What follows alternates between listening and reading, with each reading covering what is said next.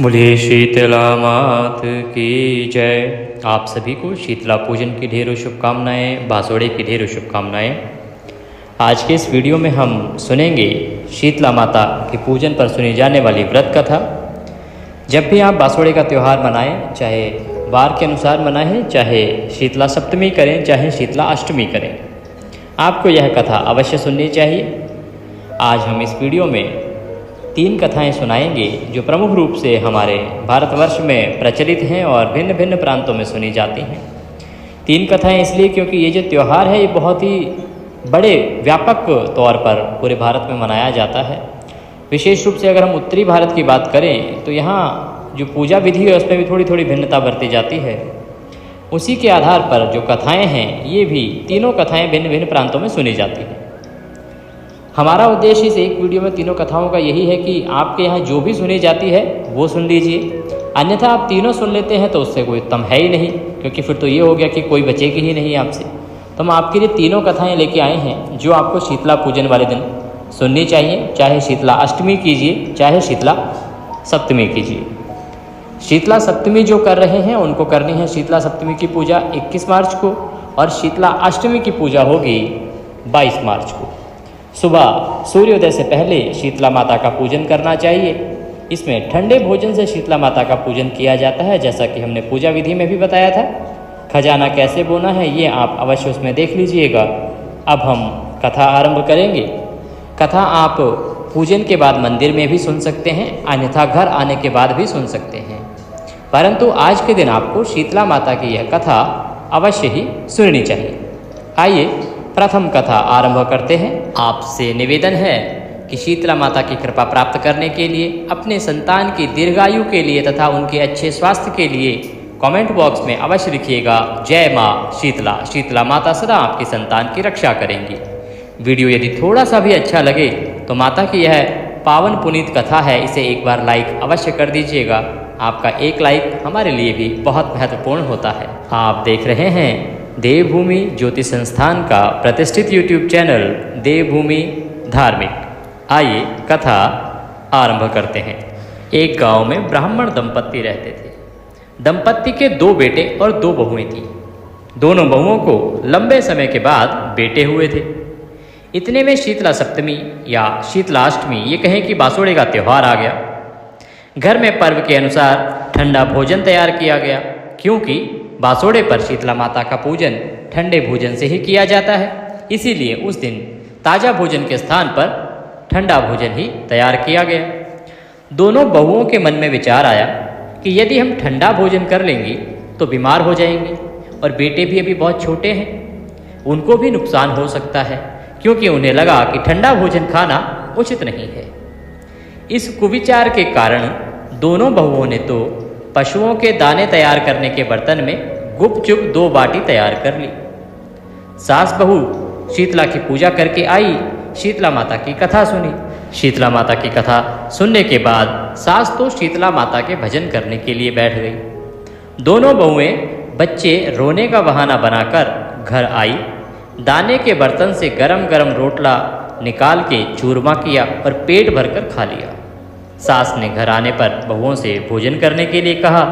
बहुएं ठंडा भोजन करने का दिखावा करके घर के काम करने में लग गई। सास ने कहा, बच्चे कब से सोए हुए हैं, उन्हें जगाकर भोजन करा लो। बहुएं जैसे ही अपने अपने बेटों को जगाने गई तो उन्होंने उन्हें मृत प्रायः पाया। ऐसा बहुओं की करतूतों के फलस्वरूप शीतला माता के प्रकोप से हुआ था। जैसे ही बहुओं ने अपने बेटों की यह हालत देखी वो घबरा गई, और उन्हें यह आभास होते देर नहीं लगी कि यह अवश्य ही उनकी इस करतूत के कारण ही हुआ है। अतः उन्होंने घबराकर सास को सारी बातें कह सुनाई। सास ने जब यह पता किया, उसे जब बताया गया तो वह बहुओं से झगड़ा करने लगे।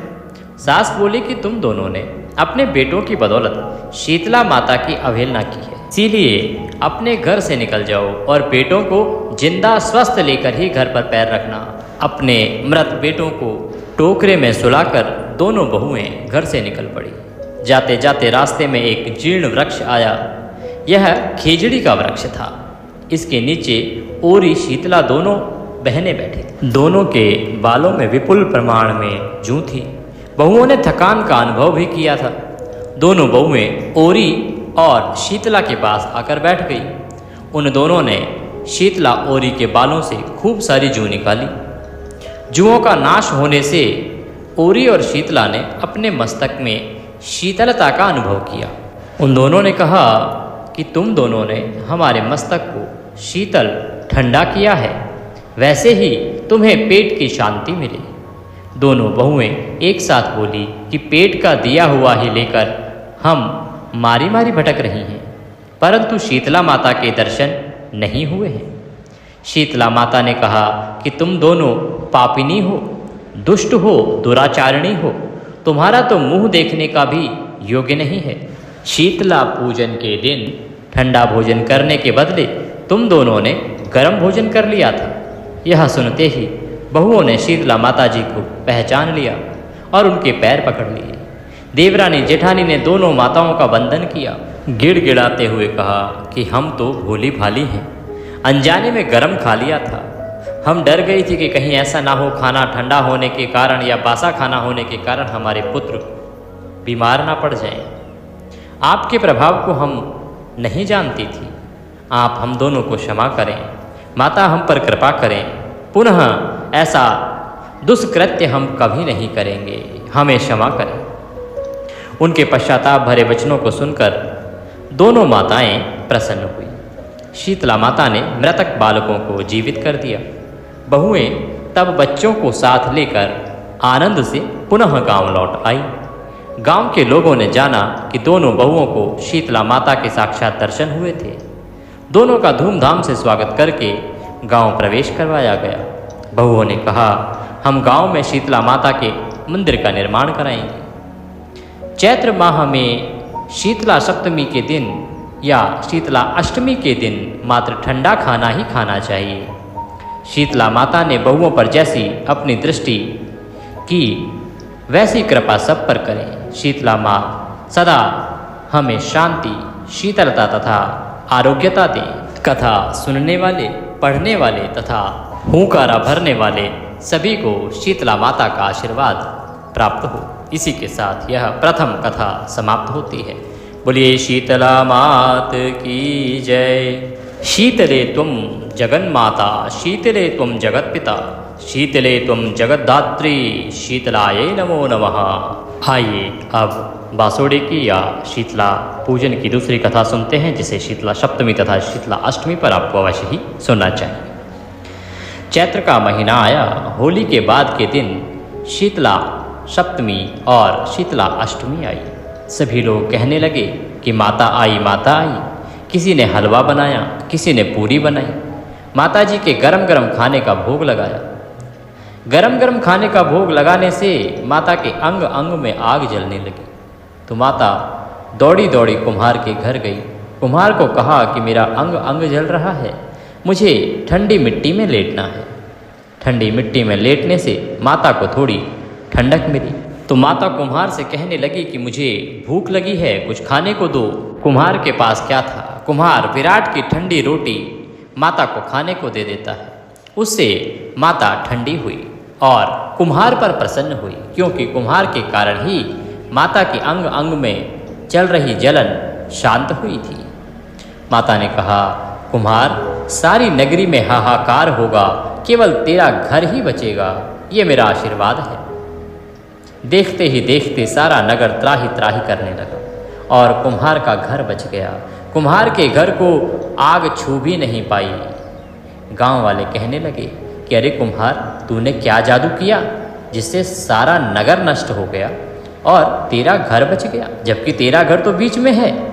तेरे एक तरफ का घर जल गया, दूसरे तरफ का घर जल गया, तेरा घर कैसे बच गया? कुम्हार ने कहा, मैंने ना कोई जादू किया है, ना कोई टोना किया है, ये तो शीतला माता का आशीर्वाद है। मैंने तो बस शीतला माता को शीतल किया है।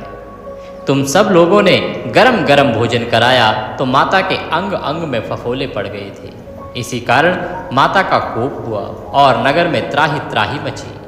लोगों ने पूछा, माता कहाँ हैं? तो कुम्हार कहने लगा कि नीम के पेड़ के नीचे ठंडी छाया में बैठी हैं। गांव वाले माता के पास दौड़े दौड़े गए और माता से विनती करके कहने लगे हे माता, हम पर दया करो, हम पर कृपा करो, हमसे भूल हो गई, हमें बताओ कि हम अपनी भूल कैसे सुधारें, हम क्या करें कि आपकी कृपा प्राप्त हो। शीतला माता बोली, तुम सभी ने मुझे गर्म भोजन कराया जिससे मेरी जीभ पर छाले हो गए। कुम्हार ने मुझे ठंडा भोजन कराया जिससे मुझे ठंडक मिली। इसी कारण सारा नगर नष्ट हो गया और कुम्हार का घर मेरी कृपा से महल बन गया। लोगों ने पूछा, माता अब हम क्या करें जिससे आपकी कृपा प्राप्त हो। तो माता बोली, होली के बाद 7वें दिन या 8वें दिन, शीतला सप्तमी को या शीतला अष्टमी को, सभी गांववासी स्त्रियां एक दिन पहले मेरे भोग लगाने के लिए भोजन बनाएं और अगले दिन या तो शीतला सप्तमी को या तो शीतला अष्टमी को उस ठंडे भोजन से मुझे भोग लगाएं, तो अवश्य ही तुम सबको ऐसा करने से मेरी कृपा प्राप्त होगी। ऐसा कहकर माँ अंतर्ध्यान हो गई।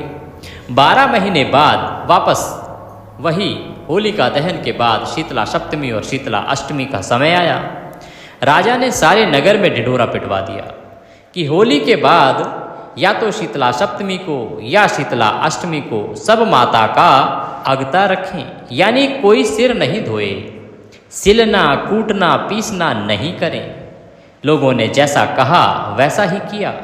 माता को ठंडे भोजन से भोग लगाया और स्वयं भी पूरा दिन वही ठंडा खाना खाया।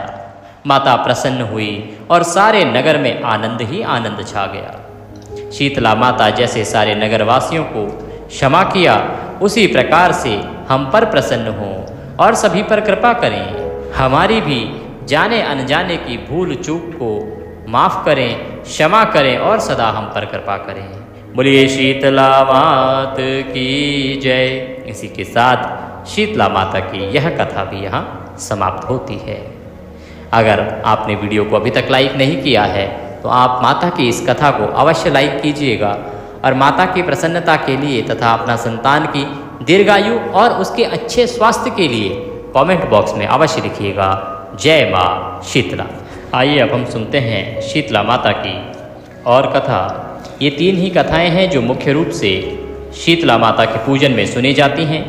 चाहे आप शीतला माता का पूजन करें सप्तमी को, चाहे अष्टमी को, चाहे आप होली के बाद किसी बार, जो बहुत सारे लोग ऐसे होते हैं होली के बाद पहले सोमवार को या पहले मंगलवार को या पहले गुरुवार को भी शीतला पूजन करते हैं। तो आप शीतला पूजन या ये कहें कि बासोड़े का त्यौहार कभी भी मनाएं, परंतु कथाएं यही 3 हैं जो सुनी जाती हैं।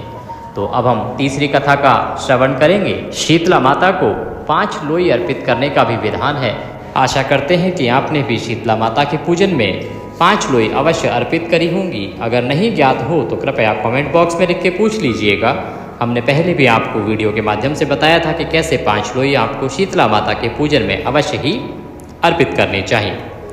आइए अब हम शीतला माता की अंतिम कथा का श्रवण करते हैं। एक गांव में एक बुढ़िया माई रहती थी। वह बासोड़े के दिन शीतला माता का पूजन किया करती थी और बासी भोजन बनाती और बासी भोजन खाती थी। अर्थात एक दिन पहले रात्रि को ही सारा भोजन बना के रख देती। अगले दिन सुबह उठती, उठने के बाद शीतला माता का मंदिर जाती, मंदिर जाके शीतला माता को स्नान कराती, विधिवत पूजन करती, 5 लोई आटे की चढ़ाती और राबड़ी का तथा मीठे चावल और दही का भोग लगाती। भोग लगा के अपने घर को आती, माता के अर्पित किए हुए जल से पूरे घर में जल का छिड़काव करती और उसके बाद ही माता का वह प्रसाद खाती तथा वही बासा भोजन पूरे दिन ग्रहण करती थी। बाकी गांव वाले शीतला माता की पूजा नहीं किया करते थे, ना ही बासा भोजन बनाते थे, ना ही माता की पूजा करते थे, ना ही बासा खाते थे। एक दिन की बात है कि अचानक गांव में आग लग गई। देखते ही देखते पूरा गांव जलकर स्वाहा हो गया। बचा तो क्या, केवल एक उस बुढ़िया माई का घर। बुढ़िया माई के घर को छोड़कर पूरे गांव में एक भी घर उस आग से नहीं बचा। गांव वालों को बड़ा आश्चर्य हुआ कि पूरा गांव जलकर राख हो गया और कैसे इस बुढ़िया का मकान बच गया। आखिर ये कैसा चमत्कार है, ये कैसे हुआ है। सब गांव वाले विचार करने लगे और गांव वाले बुढ़िया के पास गए। बुढ़िया के पास जाके पूछने लगे कि तुम्हारा घर कैसे बच गया? पूरा गांव जलकर राख हो गया, जिसके बड़े बड़े मकान थे वो भी जलकर राख हो गए, और तेरा ये छोटा सा झोंपड़ा, इसको कुछ नहीं हुआ। आखिर तू कौन सा जादू टोना करती है? बुढ़िया माई बोली, भाई मैं कोई ना जादू करती हूँ ना टोना करती हूँ, मैं तो शीतला माता की पूजा करती हूँ, और शीतला माता की ही पूजा करती थी, उसी के कारण मेरा घर बच गया है। शीतला माता सबको शीतल करने वाली हैं, परेशानियों का हरण करने वाली हैं। अग्नि से किसी भी प्रकार की हानि आपको नहीं होती यदि आप शीतला माता का पूजन करते हैं। शीतला माता सदा आपको शीतल रखती हैं, आपके घर को शीतल रखती हैं, आपके जीवन में शीतलता लाती हैं तथा आपके जीवन से परेशानियों को दूर करती हैं, आपके बच्चों को निरोगी रखती हैं, रोगों से सदा आपकी रक्षा करती हैं। इतना सुनकर सभी गांव वाले शीतला माता की पूजा के लिए तैयार हो गए।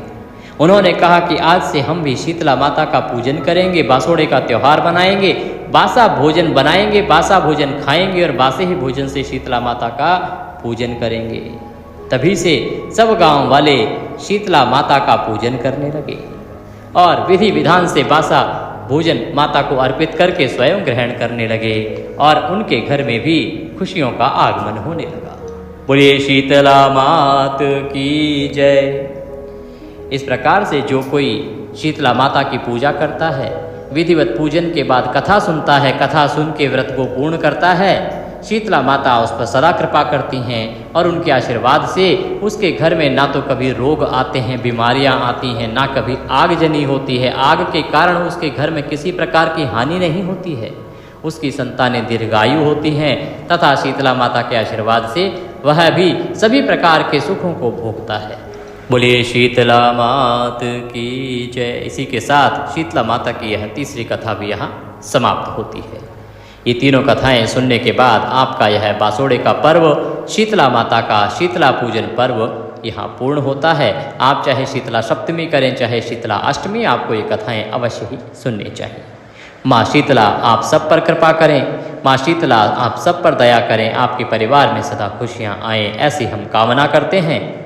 कथा सुनने के लिए आप सबका बहुत धन्यवाद। आप देख रहे थे देवभूमि ज्योतिष संस्थान का प्रतिष्ठित यूट्यूब चैनल देवभूमि धार्मिक। आपके पास कोई सुझाव हो या कुछ कहना चाहते हो तो कमेंट बॉक्स में लिख के अवश्य बताइएगा। जय माँ शीतला।